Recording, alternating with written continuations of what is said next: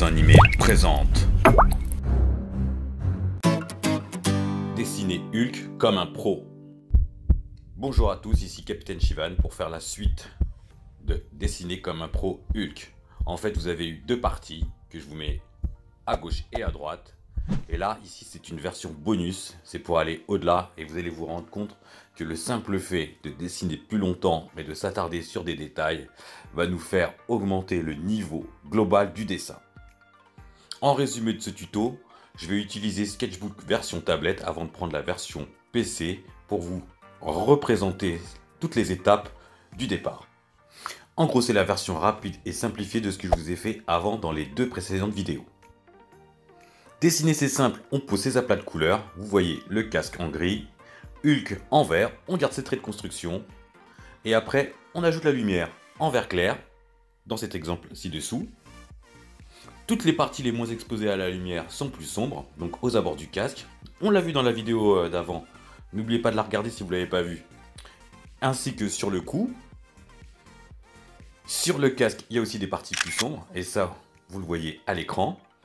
Vous voyez que sur son arme aussi, il y a des parties plus sombres. En ce qui concerne le casque et les poils, on fait les couleurs à la base unies. Ensuite, on fait le dégradé de couleurs. Et on termine par des petits coups de crayon pour faire les poils. Comme ci-dessus. Ci-dessus, c'est à l'écran en fait. Et ça, franchement, tout le monde peut faire. Ça va vite, c'est rapide.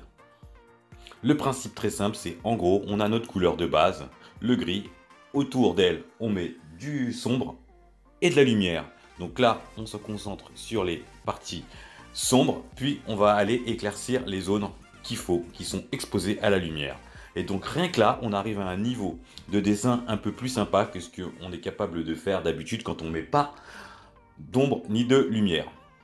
Si vous regardez mon dessin, n'oubliez pas qu'il faut prendre ces petits crayons et puis dessiner en même temps. Vous allez avoir des résultats assez sympathiques. Vous allez au moins réussir à faire ce Hulk là, que j'ai fait très rapidement, pour vous montrer les deux parties précédentes pour lesquelles je me suis très appliqué. À l'écran, on voit que j'ai mis un peu de coups d'aérographe, donc ça pour représenter la lumière, elle est plutôt jaune. De l'autre côté, j'utilise l'aérographe pour faire les parties sombres du casque, de l'armure. Quelques traits de ci, de là de ci, là où il faut pour représenter justement toutes ces parties et ces nervures. Donc plus on va aller vers le dessin final et plus on va s'attacher aux détails. Donc voilà les amis, on a obtenu ce dessin là. Notre objectif est d'obtenir ce dessin-ci. Et ça, on en était resté à l'étape suivante.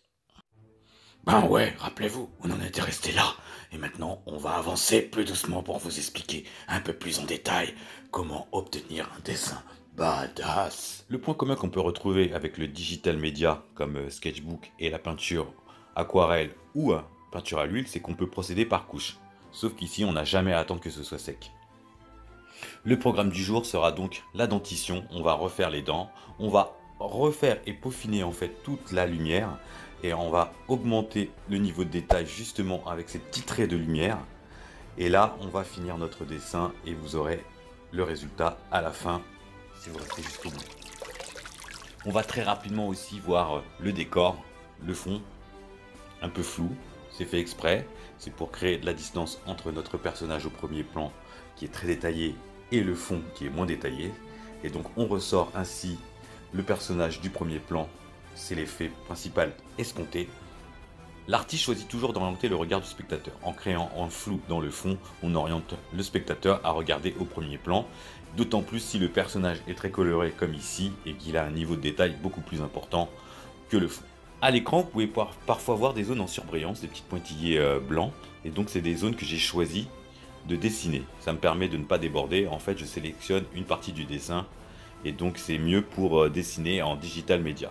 C'est une technique que j'utilise spécifiquement pour ça parce que je sais que c'est comme ça qu'on doit faire. J'ai regardé des tutos tout comme vous et donc je vous conseille de le faire puisque finalement j'y trouve aussi mon intérêt. Je trouve ça parfois très utile et parfois un petit peu gadget, mais finalement c'est gadget parce que je ne sais pas trop l'utiliser. Toutes les arêtes du casque prennent de la lumière, donc c'est pour cette raison qu'elles sont en orange. Là, je redimensionne la bouche. En effet, ma bouche n'était pas assez grande. Je trouvais qu'il fallait qu'il l'ouvre un peu plus grande, donc je l'ai redimensionné et ça à l'aide des outils à l'intérieur de Sketchbook. c'est possible de le faire. Maintenant, avec une broche de couleur plus sombre que le vert présent dans l'ensemble du dessin, je dessine les rides du visage. Vous pouvez par exemple attarder votre regard autour du nez et regarder un petit peu tous les niveaux d'ombre que j'ai effectués pour créer justement ce volume. De la même manière, sous la bouche, je vais encore ajouter des traits pour accentuer l'ombrage.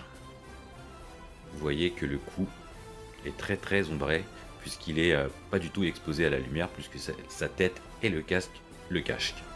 Le cache. Tu sais pas parler, tu fais des vidéos, tu sais à peine parler, mon gars. Merci, je te remercierai de pas trop me couper puisque là j'ai fait un arrêt sur image pour voir la dentition. Comme vous le voyez, je vais retravailler chaque dent à partir de la gencive pour lui donner une forme de dent plus jolie. Et d'un autre côté, je vais essayer de faire l'ombrage. Donc la dentition à gauche de votre écran est plus claire que la dentition à droite puisqu'elle se retrouve dans le fond de la bouche et donc forcément moins exposée à la lumière. J'ai aussi quelque peu retouché la bouche et les gencives. Et j'ai procédé de la même façon que toujours, c'est-à-dire que tout ce qui est plus à gauche est exposé un peu plus à la lumière, donc d'une couleur un peu plus rouge, et tout ce qui est vers la droite est d'une couleur un peu plus bordeaux puisque c'est moins lumineux. Observez aussi comment la langue est faite, avec des petits points de lumière rouge et le fond vraiment très sombre. Donc ça donne aussi cette impression de distance entre l'intérieur et l'extérieur de la langue. Hulk a de la bave, donc pour ce faire, j'ai utilisé des traits de couleur blanche, puisque la lumière blanche se reflète énormément sur la bave, bien que celle-ci devrait être transparente. L'astuce que tous les dessinateurs utilisent, c'est d'inverser leur dessin pour voir s'il n'y a pas d'incohérence. Souvent, quand on inverse le dessin, on peut voir avec un œil neuf les erreurs. Donc voilà, on procède ainsi de temps en temps. Vous pouvez le faire avec un miroir. Petit arrêt sur image pour vous montrer que j'ai, à ce moment précis de la construction de mon dessin, désaturé mon image puisque j'avais des soucis de coloration. En effet, l'écran de mon PC était très peu coloré et donc je me suis rendu compte en exportant mon dessin sur un autre support qu'il était beaucoup trop orange vif et vert vif. Donc j'ai procédé à une désaturation avec cette application Sketchbook. Je m'attarde maintenant à redimensionner le corps de mon personnage. Comme c'est un buste de Hulk et que Hulk est hypertrophié, il était pour moi un peu difficile de le représenter sous cet angle. Donc j'ai eu une coupe qui ne me permettait pas de voir exactement où étaient tous ses muscles et son épaule, son deltoïde. Donc je me suis repris à plusieurs fois avant de procéder à la bonne pose. Une fois le choix fait de sa musculature, il faut la mettre en volume. Donc il est toujours très important de faire les zones d'ombre et les zones de lumière. Généralement, de ce que j'ai pu voir dans les tutos et ce qui m'a été conseillé par un autre youtubeur, c'est de commencer par l'ombrage et ensuite finir par la lumière. Un outil que j'utilise beaucoup après avoir mis mes aplats de couleurs, que ce soit mon ombrage ou ma lumière, c'est l'estompe, pour la répartir un peu plus uniformément et éviter d'avoir des dégradés ou des chocs trop importants de coloration. Donc la couleur, généralement dans le dessin réaliste, s'estompe doucement. Donc c'est pour ça que j'utilise l'estompe, ça permet d'avoir des transitions beaucoup plus propres. Comme je vous l'avais dit dans la partie 2, je vais refaire mon décor, et donc il va être un peu plus jaune que le orange qu'on a pour le moment. Ce changement aura une incidence sur le dessin en général, puisque une lumière jaune implique que toutes les parties jaunes vont devenir normalement un peu plus jaunes que orange. Mais attention, il reste quand même du orange dans le dessin, donc ça aura toujours un impact sur la coloration de notre ami en vert et surtout de son casque qui est en métal et qui reflète beaucoup plus la lumière. Comme j'ai recommencé à faire mon dessin d'arrière-plan, je me suis rendu compte que finalement mon personnage au premier plan pouvait me gêner. Donc j'ai utilisé les outils spécifiques à Sketchbook pour le découper et le remettre sur un autre plan. Un autre avantage du digital media, c'est qu'on peut faire des copier-coller. Et donc vous allez voir que j'ai procédé ainsi pour faire le décor sur quelques parties. Donc par exemple la petite porte ici, je la copie, je la colle et je la déplace à l'endroit que je veux. Mais attention, il ne faut pas oublier la perspective. Donc au final je vais changer ces ouvertures puisque celles qui sont plus près de nous vont être plus grandes.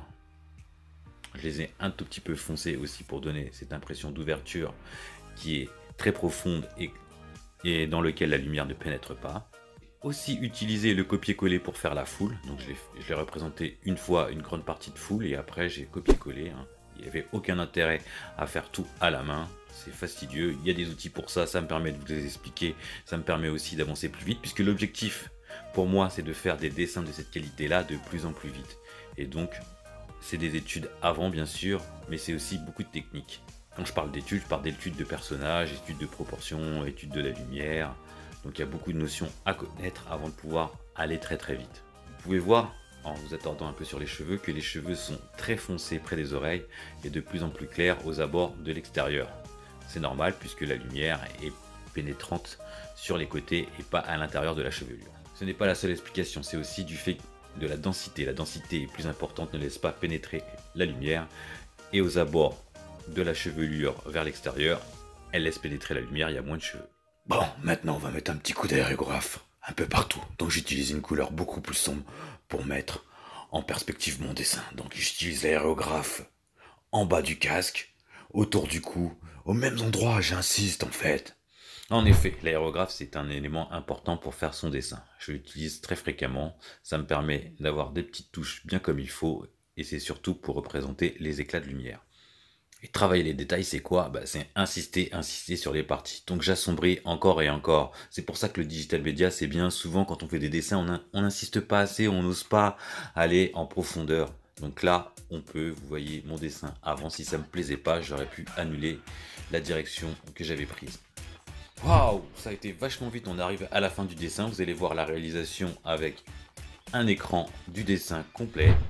J'ai ajouté un peu de sang sur son arme, j'adore faire du sang, donc un peu séché, un peu rougeâtre, parce qu'il est un peu vif, il est en combat. J'en ai pas parlé, mais c'est super important, n'oubliez pas de mettre un j'aime, c'est l'argent, pour moi, c'est mon cadeau, ça fait plaisir, ça me permet de continuer à faire des vidéos. Vous mettez un petit commentaire, un GG, un petit truc, c'est super, on avance ensemble, vous partagez si vous pouvez. Vous vous abonnez si vous avez envie de progresser avec moi en même temps. Vous pouvez regarder mes réalisations au départ, bien sûr, j'avais à ce niveau de départ dans mes vidéos. J'ai augmenté petit à petit le niveau de réalisation de mes dessins pour vous faire plaisir. J'utilise des thèmes que j'aime beaucoup et que peut-être vous aimez. Partagez ce que vous préférez. Abonnez-vous. Mettez la petite cloche en route pour être averti à tout moment. On parlera comme d'hab application, dessin animé, dessin, tout ce que vous aimez et que moi j'adore. Vous pouvez retrouver mon matos dans la description de la vidéo. Et puis je vous dis à bientôt. Ciao! Pomme l'éponge, il ressemble à une éponge.